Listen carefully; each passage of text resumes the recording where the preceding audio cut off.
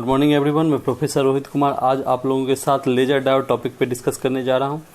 Laser एक तरह का ऑप्टिकल डायोड है। आपको पता है ऑप्टिकल डायोड वो डायोड होता है जो लाइट से संबंधित होता है, और लेजर भी लाइट एनर्जी रिलीज करता है।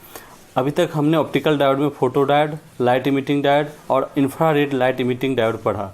अगर किसी ने ऑप्टिकल डायोड के प्रीवियस लेक्चर नहीं देखे तो देख लीजिए, जिससे कि सारे ऑप्टिकल डायोड्स के बीच का डिफरेंस समझ में आ जाए।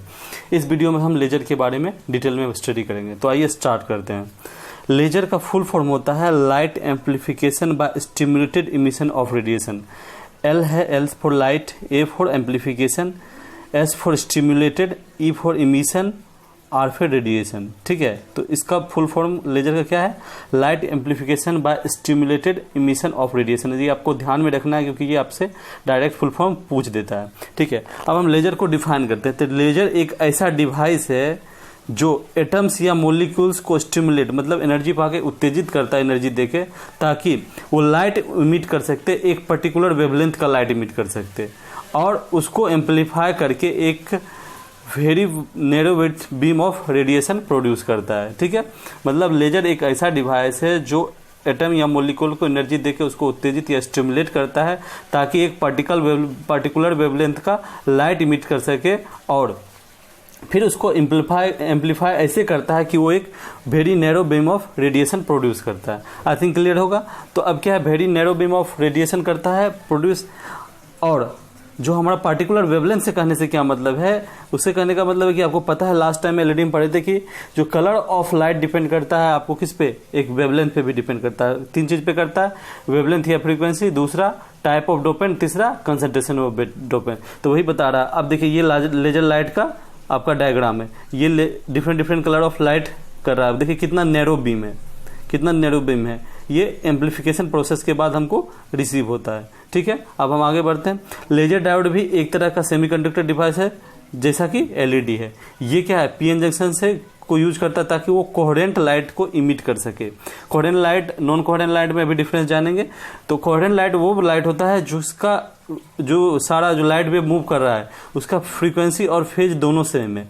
और नॉन कोहेरेंट क्या होता है, दोनों में से एक भी डिफरेंस हो गया तो नॉन कोहेरेंट हो गया। अब इसके बीच का डिफरेंस देखते हैं हम जूम करके। ठीक है, तो अब आप देख सकते हैं कि ये पहला सनलाइट से जो हमको मिल रहा है वो फेज भी अलग है, फ्रीक्वेंसी भी अलग है। तो क्या हुआ, multiple frequency non coherent light. दूसरा हम देखें इंडेसेंट बल्ब से, तो फ्रीक्वेंसी तो हमको सिंगल है लेकिन फेज अलग है, इसलिए क्या हुआ, ये भी नॉन कोहेरेंट हुआ लेकिन विथ सिंगल फ्रीक्वेंसी। और लेजर लाइट का देखें तो ये सिंगल फ्रीक्वेंसी और सिंगल फेज दे रहा है, इसलिए हमको क्या है, ये कोहेरेंट लाइट है। ठीक है, आई थिंक क्लियर होगा इस डायग्राम से। तो हमारा क्या चाहिए, लेजर लाइट क्या होता है, कोहेरेंट लाइट ही प्रोड्यूस करता है, आपको ये ध्यान रखना होगा। ठीक है, अब बोल रहा है this coherent light is produced by laser diode using a process. जो उसका फुल फॉर्म है लेजर का, वो एक प्रोसेस है, light amplification by stimulated emission of radiation. इसी प्रोसेस का यूज करके वो हमारा laser light coherent light produce करता है। ठीक है, अब हम वर्किंग ऑफ लेजर में जाएंगे। तो मेन जो वर्किंग ऑफ लेजर डिपेंड करता है तीन मेन स्टेप पे। पहला एनर्जी एब्जॉर्प्शन, दूसरा स्पॉन्टेनियस इमिशन और तीसरा स्टिमुलेटेड इमिशन।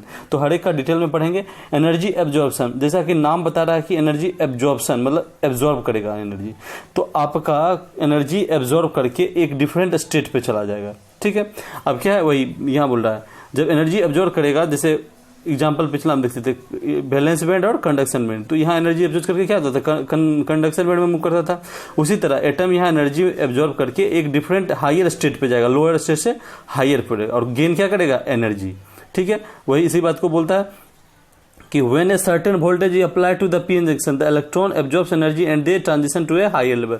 जब certain voltage हम अप्लाई करेंगे p-n जंक्शन पे तो इलेक्ट्रॉन जो होगा एनर्जी एब्जॉर्ब करेगा। ठीक है, और वो ट्रांजिशन मूव करेगा कहाँ, हायर एनर्जी लेवल पे। होल्स, जिसको हम बता देते थे absence of electrons, are formed at the original position of the. अब वहां से टूट के हमारा एटम से इलेक्ट्रॉन मूव किया तो क्या बचा, होल्स बचा, जो एब्सेंस ऑफ इलेक्ट्रॉन है। ठीक है, अब क्या है, the electron stay in the excited without recombining with holes for a very small duration time term. अब क्या, यहाँ होल्स क्रिएट होगा, यहाँ इलेक्ट्रॉन पहुंच गया एक्साइटेड होके, तो ये क्या है, ये कुछ देर तक रिकॉम्बिनेशन नहीं होगा। जितना देर तक रिकॉम्बिनेशन नहीं होगा और ये अलग अलग रहेगा, ये अपर स्टेट में, ये लोअर स्टेट में, उसको क्या बोलते हैं, रिकॉम्बिनेशन टाइम कहते हैं। तो रिकॉम्बिनेशन टाइम क्या है कि आपको होल और इलेक्ट्रॉन जनरेट होने के बाद वो जब तक पेयर नहीं होता, फिर से बॉन्ड नहीं बनता है, तो उसको क्या बोलते हैं, रिकॉम्बिनेशन टाइम। और अपर स्टेट लाइफ टाइम, दोनों उसका नाम बोलते हैं। तो जो इसका वैल्यू होता है रिकॉम्बिनेशन टाइम का होता है नैनो सेकेंड में होता है लेजर डायोड के केस में। ठीक है, आगे हम मूव करते हैं। अब दूसरा स्पॉन्टेनियस इमिशन। अब क्या है, अब ये हायर स्टेट में तो आ गया, लेकिन क्या है आपका नैनो सेकेंड जो इसका रिकॉम्बिनेशन टाइम, उसके बाद फिर ये टेंड करेगा, मूव करेगा, किस में आना चाहेगा, इससे ज्वाइंट होना चाहिए। तो अब जब ज्वाइंट होगा तो ये क्या अब एनर्जी रिलीज करेगा, किस फॉर्म में, लाइट फॉर्म में।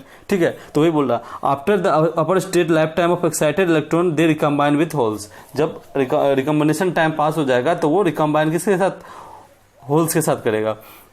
As the electron fall from higher energy level to lower level energy level, the difference in energy is converted into photon और इलेक्ट्रोमैग्नेटिक रेडिएशन। अब क्या कह रहा है कि जब ये हायर एनर्जी से लोअर एनर्जी पे आएगा, इससे रिकम्बाइन करने के लिए जो डिफरेंस ऑफ एनर्जी है, जितना एनर्जी पाके वो हायर स्टेट का उतना ही क्रॉस करेगा, तो वो डिफरेंस ऑफ एनर्जी क्या है, फोटोन इमिट करेगा। ठीक है, अब क्या बोला, the energy of the emitted photon is given by the difference between the two energies में। इन दोनों हायर स्टेट और लोअर लेवल्स के बीच के जो डिफरेंस होगा वही बताएगा एनर्जी ऑफ फोटोन की, फोटोन के पास कितना एनर्जी है।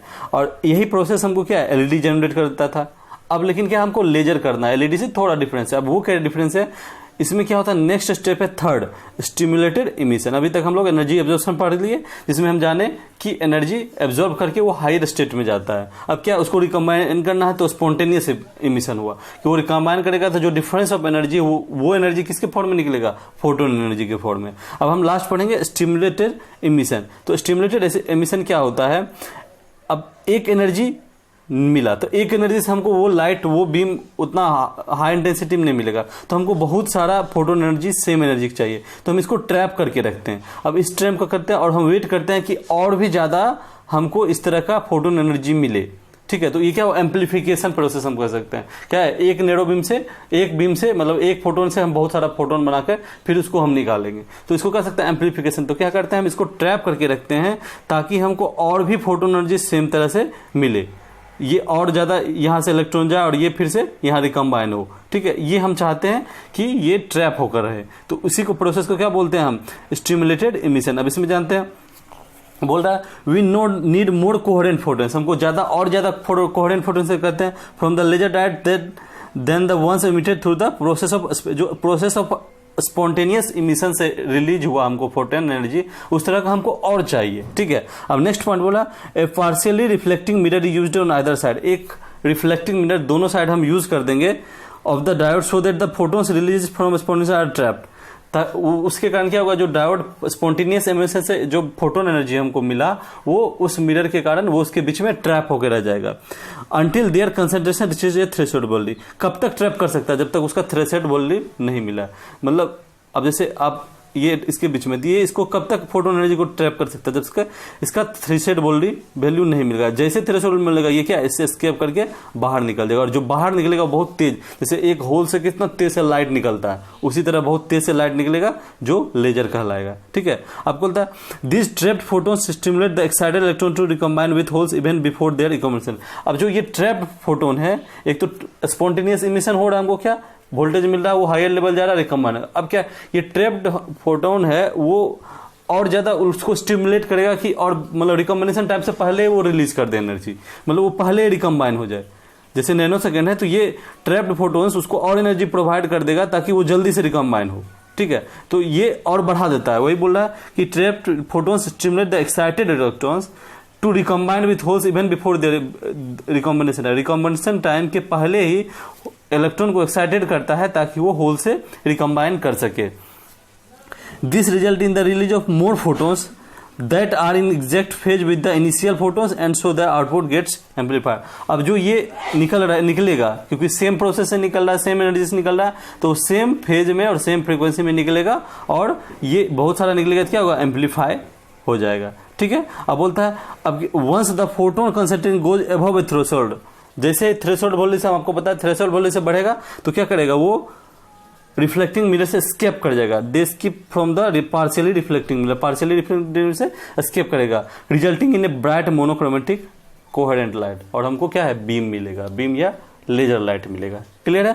अब ये देखिए यहाँ पर इसका होल प्रोसेस बताया जा रहा है कि इमिशन से बिफोर क्या था कि हम इसको एनर्जी दिए, ये हायर स्टेट में हमको कहा, और एनर्जी कितना हम इसको गेन के हायर मानते हैं एच गामा, एच न्यू, ठीक है, इंसिडेंट फोटोन, ठीक है। अब क्या वो फिर रिकम्बाइन हुआ तो फिर रिलीज क्या किया हमको, फोटोन एनर्जी ड्यूरिंग इमिशन।